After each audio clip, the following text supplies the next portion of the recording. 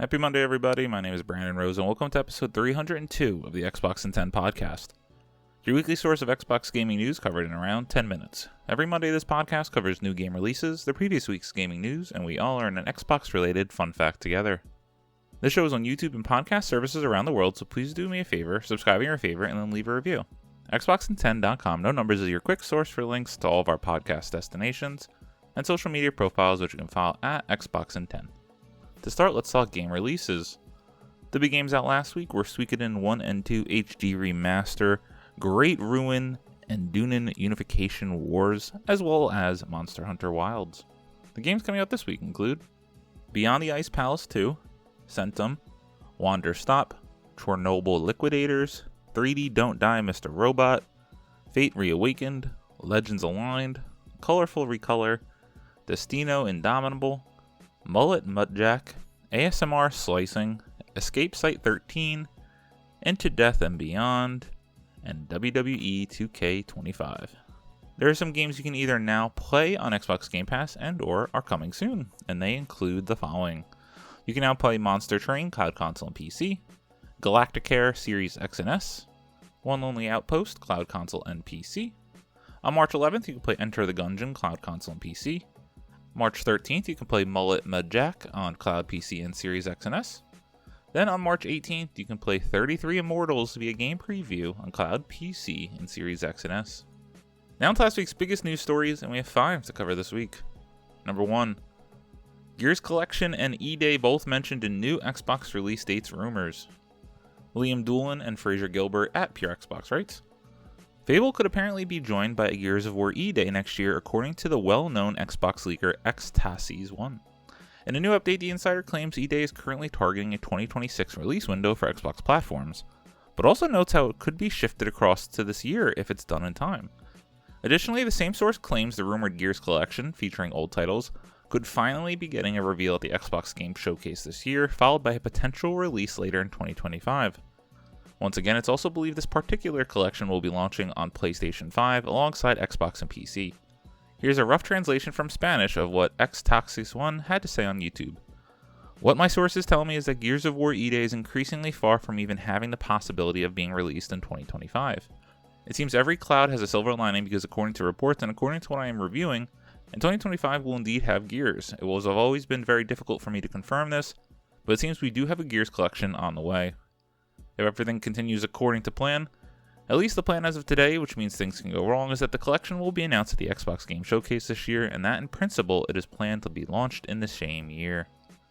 This latest rumor on the next Gears and rumored collection follows an update on January when it was reported People Can Fly would be helping out as a co-developer on Gears of War E-Day. Microsoft Game CEO Phil Spencer also recently made a trip to the Coalition to see how everything was going. This is awesome. I've always really enjoyed Gears, but I've never really put it as like a top franchise for me for some reason. I have played all of them, and I'm excited to go back through them all and play the collection. I mean, that first Gears of War game on 360 was revolutionary. That Gary Jules Mad World commercial is the greatest video game commercial of all time for the first game. If you haven't seen that, definitely go check that out on YouTube. And at least the other rumors swirling around this game is that, disappointing for probably many, the Gears collection will not include multiplayer. I'm personally okay with that, but I know that will disappoint many. However, it seems like we should at least find out more details in a few months at the Xbox Game Showcase. Number 2, Call of Duty Black Ops 6 Season 3 will arrive later than expected in early April. Rebecca Valentine at IGN writes, Activision has announced the release date for Call of Duty Black Ops 6 and Warzone's upcoming Season 3, but it's a little later than players were expecting. As shown in a post on X, Season 3 will drop on April 3rd, with more details expected to be shared about the season next week. This is a bit later than players were expecting to see the season begin, however, as the countdown on the current Battle Pass was suggesting a reset on March 20th. Players have high hopes for Season 3. Activision has been teasing the return of the beloved Verdansk map for some time now, and has set expectations for its arrival sometime this spring. Just yesterday, a pop-up in the Call of Duty shop suggested the Verdansk collection would arrive on March 10th, likely heralding the map's triumphant return. It's crazy to call them old school fans, but this is big for any of the old school Warzone fans wanting to jump back into that OG Verdansk map. Personally, that's where some of my best gaming memories in the last decade have been, when that first came out during COVID. Loved playing it with all the high school buddies who got back on Xbox to play that game. Number 3, Tony Hawk Pro Skater 3 and 4 Remake is official, launches July 11th. Darren Bonthews at GameSpot writes, after several teases, the remake of Tony Hawk's Pro Skater 3 and 4 has officially been confirmed. It will be launching on PC, PS5, PS4, Series X and S, and Xbox One and Switch on July 11th.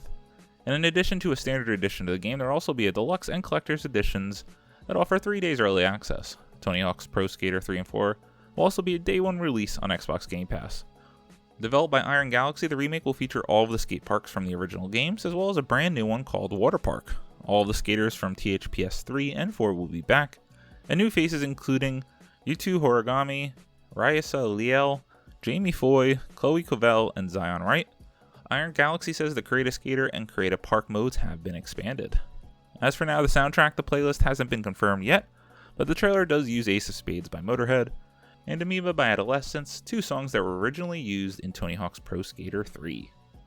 This is awesome. I loved playing the remake of 1 and 2 when that came back out just for that nostalgia hit. Never ended up beating them, so maybe I'll jump back out and beat that first. However, time is limited, so I definitely just want to jump into this because I remember having so much fun as a kid with the Create a Skater and Create a Park modes. Those were awesome. Number 4. Respawn has quietly canceled a multiplayer FPS incubation project. Rebecca Valentine at IGN writes, Apex Legends developer Respawn has canceled an incubation project this week and laid off an unknown number of individuals working on it in the process.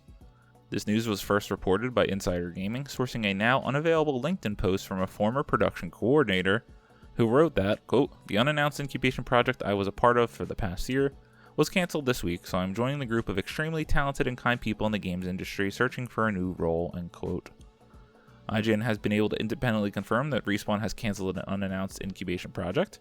IGN understands this was a multiplayer FPS for which at least one job posting was listed last year, spun off by members of an internal team that was formerly working on a Star Wars FPS at Respawn, which itself was canceled last year. IGN can also confirm that a number of individuals have been laid off as part of the cancellation, though we are unable to confirm the exact number. It has been characterized as small by a source familiar with the project. IGN has also identified at least one individual connected to the project who has clarified on LinkedIn that their departure was voluntary. This is sad, but maybe it's for the best. I do trust in all things Respawn, and as y'all know, I love all things Star Wars, so this seemed like another match made in heaven, as are the Jedi games. However, we won't know what this project is, and maybe we'll get some leaks in the far future. And number 5, Monster Hunter Wilds is the fastest selling Capcom game ever, 8 million copies, 3 days. Paul Tassi at Forbes writes, Monster Hunter Wilds is a massive critical and audience success for Capcom, and now we have some numbers to quantify that. Capcom has revealed that Monster Hunter Wilds is the fastest selling Capcom game in the history of the company, selling 8 million copies in 3 days. For comparison, the previous title holder was Resident Evil 4 Remake, selling 3 million copies in 2 days. Even with an entire extra day, you can understand what a huge difference this is. Previously, Monster Hunter Rise sold 4 million copies in 3 days back in 2021, half of what we're seeing here. Monster Hunter Wilds is a Game of the Year contender with a 90 score on Metacritic, which almost automatically puts it in contention, and I still have serious doubts about GTA 6 coming out in 2025 as an auto-win. The game has performed phenomenally where we can track the exact numbers on Steam, the 5th most concurrently played in Steam history shortly after launch. The game was released on February 28th and continues to put up over 1 million players nightly on Steam. Usually it is the 2nd most played game behind only Counter-Strike 2. Go Capcom! This Capcom revival of the last, almost decade at this point, continues to succeed. I don't think I'll be jumping into Monster Hunter Wilds. It just is too much of a time suck, and I just don't have that right now with my backlog continuing to rise. And speaking of Rise, Monster Hunter Rise was the one game that the Xbox in 10 podcast did get early ahead of release, the one and only review I have published on the channel.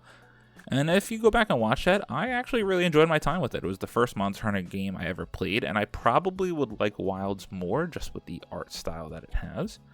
However, I didn't have anyone to play with, and that really seems like that's where the fun would be in these Monster Hunter games. As always, we end our show with a fun fact about Xbox, and since we're talking about Capcom, what are their best-selling game franchises of all time? So let's look at their top 10. Number 10, Onimusha with 8.7 million. Number 9, Marvel vs. Capcom, 12 million. Number 8, Ace Attorney, 13 million. Number 7, Dragon's Dogma, 13 million. Number 6, Dead Rising, 18 million. We jump Number 5, Devil May Cry, 33 million. Number 4, Mega Man, 42 million. Number 3, Street Fighter, 56 million. Big old jump to number 2 with Monster Hunter, 108 million. And number 1 with a gigantic jump, and arguably my favorite franchise of all time, Resident Evil at 176 million. Let's go. Give me my Resident Evil 9. We have to be getting that teaser sometime soon. Thank you all for listening to the Xbox in 10 podcast, your weekly source of Xbox gaming news covered in around 10 minutes. If you like the show, please do subscribe on your favorite podcast service, share with your friends, leave a review, and follow on all social media at Xbox in 10. This past week, I haven't had too much time to game, but I have started and been going through Pokemon Black on my phone in memes, and I've never played this game, and it's pretty crazy since it's like a complete reboot at the time for the Pokemon franchise when it originally released on the DS. That and Marvel Snap, of course. My name is Brandon Rose. You can follow me on Xbox at Brosa93. Hope you have a great week. Stay safe and keep on gaming.